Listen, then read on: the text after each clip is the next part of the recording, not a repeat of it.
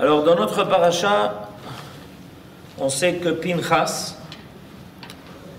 a droit à une bracha, une bénédiction particulière. En hébreu, Hineni noten lo et beriti shalom. Ça veut dire quoi? Hineni noten lo et beriti shalom. C'est marqué, je lui accorde mon alliance de paix. Ça veut dire qu'en réalité, Pinchas, dans notre paracha, va recevoir la qualité d'être Kohen, ce qu'il n'avait pas jusqu'à présent. C'est quelque chose de très très particulier, parce que pour être Kohen, il faut être de la descendance de Aaron, et finalement, Aaron, les enfants de Aaron, Éléazar et Itamar, et tous ceux qui vont descendre d'eux. Mais Pinchas était déjà né quand la Keuna a été donnée à Aaron à ses enfants, et elle ne lui a pas été donnée. Et là, il y a donc une exception. Cette exception est quand même remarquable. C'est que quelqu'un peut acquérir la qualité de Kohen. Nachon qui faisait Pinchas ben Éléazar, il était quand même le fils de Éléazar. Mais néanmoins, il n'avait pas reçu le titre de Kohen. Et maintenant, quel est le rapport avec la bracha, avec l'alliance qui est conclue avec lui? C'est que les Kohanim ont pour rôle, et pour rôle essentiel, de faire le shalom. On a un médiateur ici. Monsieur David Cohen, avocat médiateur. Il fait le shalom. C'est-à-dire quoi? Comment se termine la bracha, la bénédiction que les Kohanim font chaque jour? Bracha, c'est Yevarecha Hashem ve'yishmerecha, Yair Hashem panav elecha ve'chuzika, Yisa Hashem panav elecha ve'yasem lecha shalom. Toute la birkat Kohanim se termine par le mot de shalom. Et bien voilà ce que Akadosh Baruch Hu est en train de lui donner. Il est en train de lui donner la capacité de dire la bracha qui se termine par shalom. On connaît tous la Mishnah de Pirkei Avot qui dit Eve mitalmidav shel Aaron oev shalom rodef shalom oev et abriot ou mekarvan la Torah. Donc Pinchas reçoit officiellement dans notre paracha la force de bénir le peuple d'Israël par le shalom et de faire le shalom. Il reçoit, c'est une qualité, c'est une force.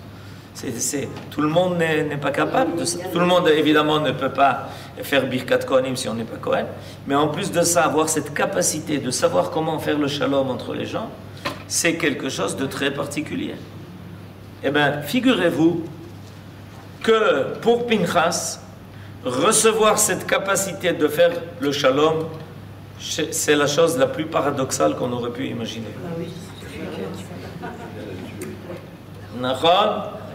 C'est la chose la plus paradoxale. Parce que je viens de vous expliquer que c'est le tafkid, la force des Kohanim, et comment Pinchas commence sa carrière en faisant un acte qui a l'air loin d'être le shalom. Alors, c'est ce paradoxe qu'on veut essayer de comprendre aujourd'hui. Voilà, on a placé l'équation, on a maintenant mis en place cette équation qui est tout à fait surprenante. Comment lui, Pinchas, qui a priori s'est livré à un acte de violence, va, en conséquence de son acte, recevoir la capacité de l'évarech et amo Israël b'shalom et de faire le shalom entre les gens. C'est la force des Kohanim, c'est leur rôle. Ils ne peuvent pas éviter ce rôle, c'est leur tafkid. Ce tafkid d'ailleurs, il est non seulement de faire le shalom entre les hommes, mais de faire le shalom aussi entre les hommes et Akadosh Baruch Hu. Pourquoi est-ce qu'il y a besoin de faire le shalom entre les hommes et Akadosh Baruch Hu? Parce qu'on avait oublié la dimension, et c'est une forme de rappel alors. Ok. Et vous, qu'est-ce que vous dites? Pour? Ok, ça va venir. Pourquoi?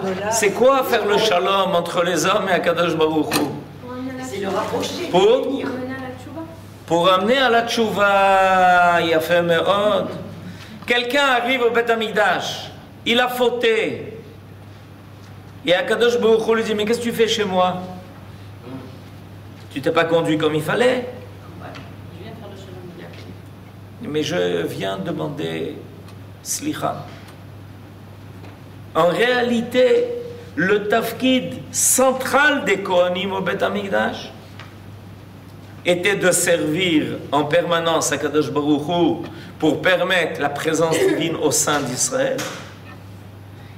Et cette nécessité, ça se rajoute à la possibilité pour les hommes, pour le peuple, de rencontrer Akadosh Baruch Hu. Akadosh Baruch Hu est présent. Mais est-ce que les hommes vont pouvoir le rencontrer? Alors évidemment, quand quelqu'un a fauté, il arrive au Beth Amikdash, on lui dit, mais tu peux pas, c'est pas pour toi.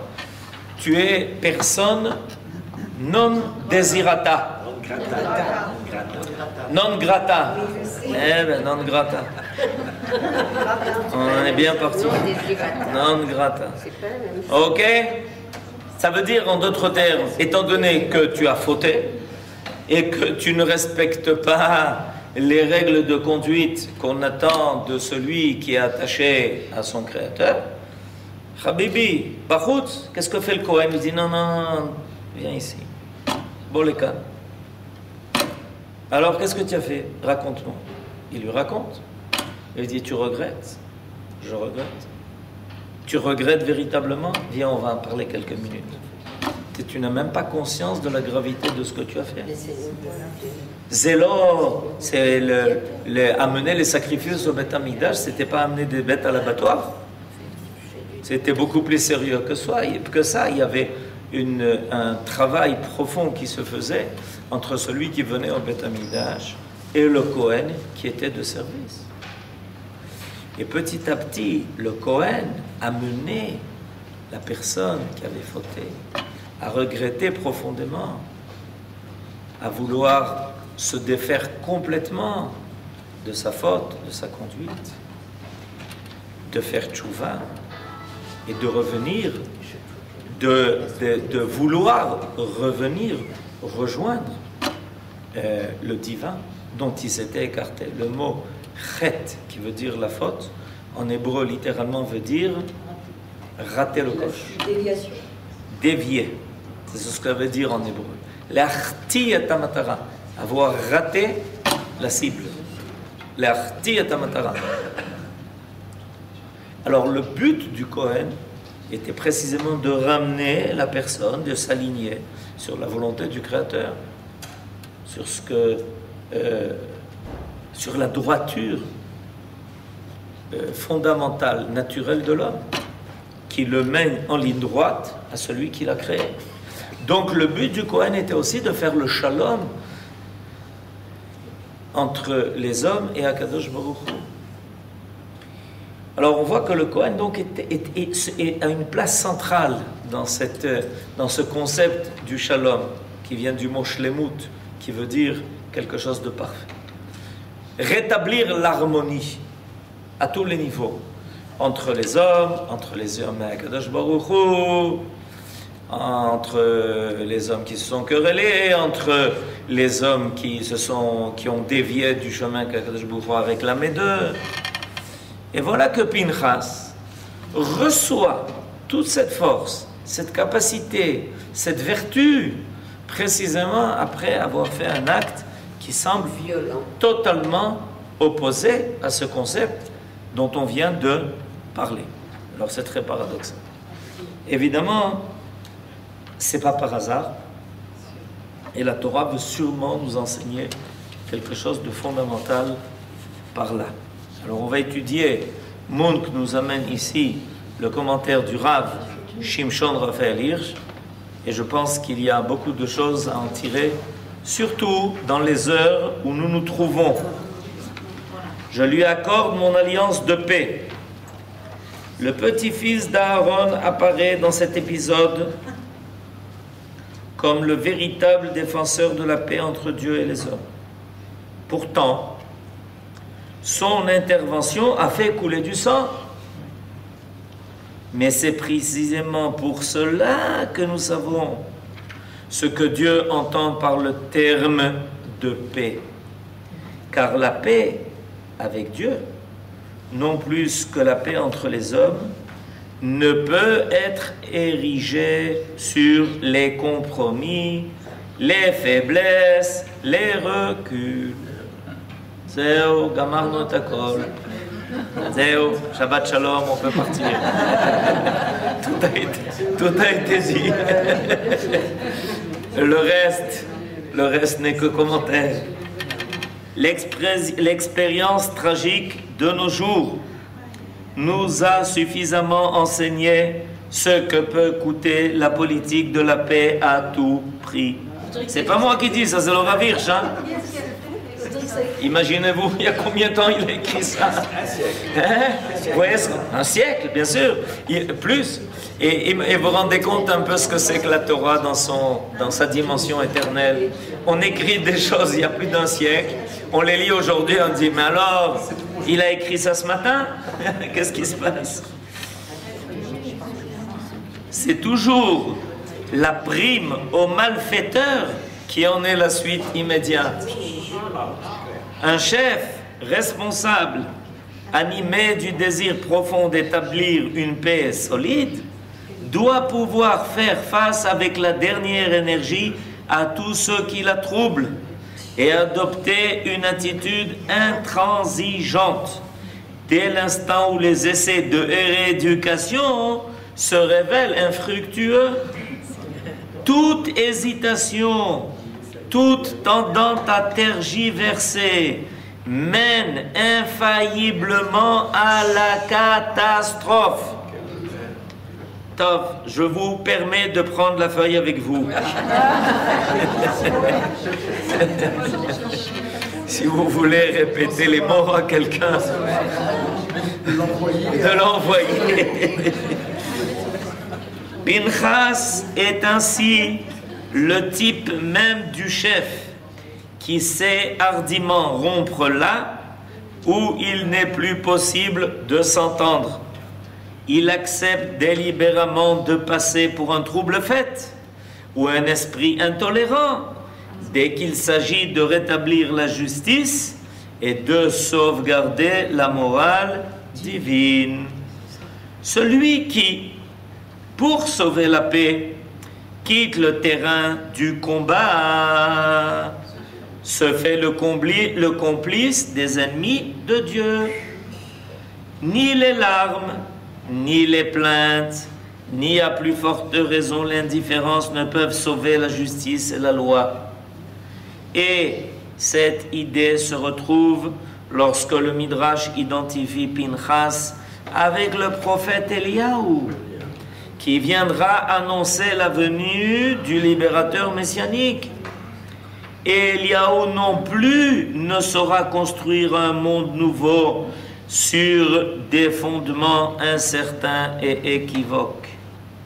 L'avenir appartiendra aux idées claires et droites, et non pas à la politique des compromis. C'est ce même prophète Eliaou qui patronne la naissance de chaque petit juif, en qui il espère trouver un jour le successeur qui reprendra la lutte pour la cause sacrée. On est obligé d'applaudir. On n'a plus rien à dire. C'est incroyable. Incroyable mais vrai. Zéo. Donc, il y a ici quelque chose d'essentiel. Parce que on peut se tromper, et des fois gravement. Et en pensant que la vie ne peut être faite que de compromis. En réalité, déjà dans la Mishnah qui termine le premier chapitre de Pirkei Avot, est enseigné les 3 éléments fondamentaux qui permettront d'arriver au shalom. Al shlosha dvarim ha'olam kayam. Le monde existe, repose, peut se maintenir grâce à 3 qualités essentielles. À la émet, à la din et à la shalom. Sur la vérité, la justice et le shalom. Mais en réalité, le shalom, 3e c'est le shalom. Je répète, à la din, à la émet et à la shalom. Maintenant, ces 3 valeurs ne sont pas des valeurs séparées l'une de l'autre. Ce sont des valeurs qui se soutiennent réciproquement. Le shalom, c'est le but. Le shalom, c'est l'idéal. Le shalom, c'est l'horizon. C'est ce que l'on tient devant nous. Devant nous. C'est à ce à quoi on veut aboutir. Mais varech et amo Israël b'shalom. Plus que cela, on prie pour le shalom du monde entier. C'est bientôt Rosh Hashanah. Et à Rosh Hashanah, on prie pour le monde entier. Kol Ba'e Olam. Tous ceux qui ont été créés, Ba'e Olam, tous ceux qui sont venus dans ce monde, sont jugés à Rosh Hashanah. Notre espoir est Béhémet, la réussite du monde entier. Seulement, c'est comme une chaise à 3 pieds. S'il en manque un, automatiquement la chaise tombe. L'un ne peut pas être enlevé du jeu. Si tu ne fais pas intervenir ces 3 valeurs simultanément, alors il est impossible que les autres valeurs apparaissent. Impossible. Din emet veshalom. L'idée que la vérité doit apparaître dans le monde suppose aussi qu'on soit prêt à faire le din, qu'on soit prêt à faire la justice jusqu'au bout. Et ça, c'est malheureusement une culture, une civilisation qui a laissé penser que si on ne vit qu'on vit une vie de compromis, on finira toujours par éviter la guerre. Et la conséquence est que les guerres sont de plus en plus graves.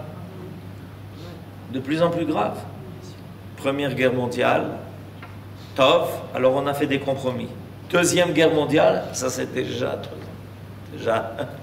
le monde entier était sens dessus. La troisième, je ne sais pas.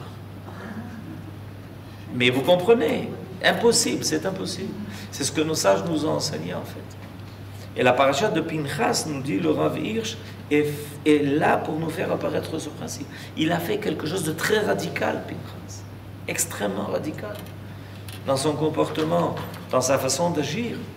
Et on aurait pu attendre, on aurait pu penser qu'Akadosh Baruch Hu dit, tu as fait ce que tu as fait, mais évidemment, peut-être que c'était peut-être nécessaire, mais on ne veut pas te mettre dans la catégorie des Kohanim. Vous comprenez ce que... On peut... Ce que le Rav Hirsch, ça va encore beaucoup plus loin que ce qu'on pense. Parce que on aurait pu penser que Pinchas a bien agi. D'accord? Il a bien agi. Il a fait ce qu'il devait faire. Mais il a perdu, par cet acte-là, sa capacité de faire partie des Kohanim du Shalom. D'accord? Des fois, on est obligé de faire quelque chose. Il n'y a pas le choix. Ok? Mais d'un autre côté, on ne peut pas, à cause de cela, appartenir au clan de ceux qui, toute leur vie, espèrent la paix, œuvrent pour la paix, savent comment rapprocher les hommes l'un de l'autre, etc. Or, en lui donnant sa qualité de Kohen, Akadosh Baruch Hu est en train de prouver le contraire. Quand Pinchas a commis cet acte-là, il ne s'est pas exclu du clan de ceux qui ont la capacité de faire la paix, il les a intégrés. Exactement le contraire. Non seulement il n'a pas été exclu, mais c'est la kavod. Tu as fait ce que tu as fait. Bémet, tu ne seras pas puni pour ce que tu as fait. On peut même te donner une médaille d'avoir arrêté l'épidémie qui était en train de dévaster le peuple d'Israël. Mais on ne va quand même pas te faire rentrer dans la catégorie des Kohanim qui ont pour but le shalom. Impossible, tu comprends? Tu as fait une chose et son contraire. Alors tu fais partie des guerriers. Ça n'est pas. On a besoin de guerriers. Vous comprenez? Et ça, je le dis pourquoi? Parce que, en réalité, le peuple d'Israël tout entier est à cette image. Il y a des peuples dans le monde qui sont guerriers. Ils sont guerriers. Des fois, leurs guerres sont justifiées. Mais quand on a choisi de faire partie des guerriers, on ne peut pas faire partie des gens qui vont être des poètes ou des gens qui vont être des artistes. C'est comme ça que le monde le conçoit. C'est comme ça que le monde le conçoit. Pourquoi? Parce que le monde de l'esprit, le monde moral réclame une délicatesse, certaines vertus, certaines... pas des guerriers, pas des gens qui tuent à droite et à gauche, vous comprenez ce que je veux dire?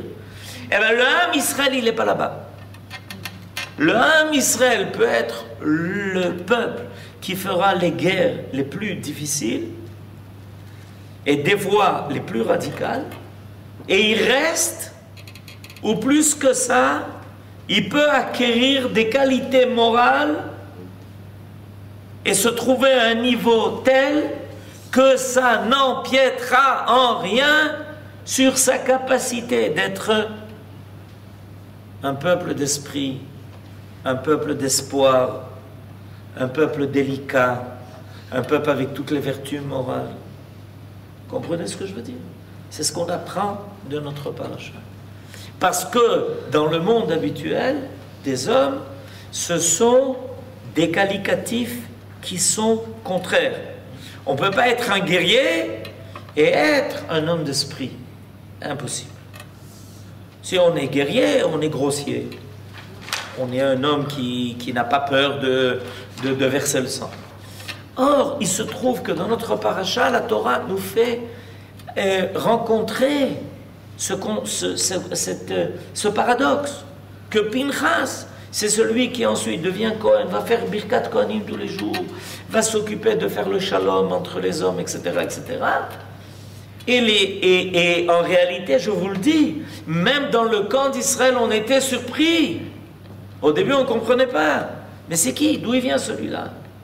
Et puis, le peuple d'Israël s'entend dire que Pinchas va être celui qui va recevoir Hineni noten lo et beriti shalom. Comment shalom? Lui, il reçoit brit shalom. Zéo. Alors, en réalité, pourquoi je vous dis que le peuple d'Israël tout entier est cette image? Parce que c'est le qualificatif qu'on a reçu de Kadosh Baruch Hu. Mamlechet Kohanim vegoy kadosh.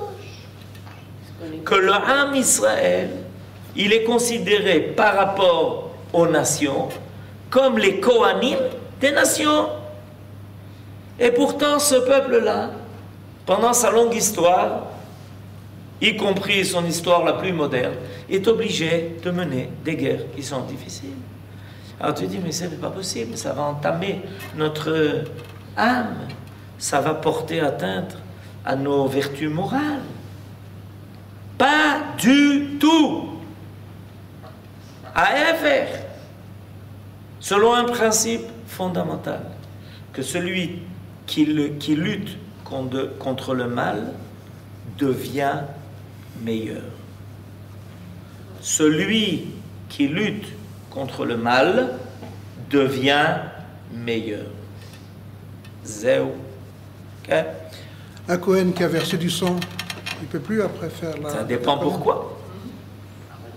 D'ailleurs, ça dépend pourquoi. Nachot, un Kohen qui a versé du sang, il ne peut plus ensuite faire Birkat Kohanim. S'il a tué quelqu'un volontairement ou accidentellement, c'est autre chose. Il a sauvé le Ham Israël, c'est Pikuach Nefesh. Ce que Pinchas a fait, c'est Pikuach Nefesh. Voilà, c'est Pikuach Nefesh. Non, c'est pas Et grâce à cela, et c'est ça qui est phénoménal. Il faut se rappeler ça. Grâce à cela, Pinchas devient Kohen. Je ne sais pas si vous vous rendez compte, on ne fait pas attention à ça.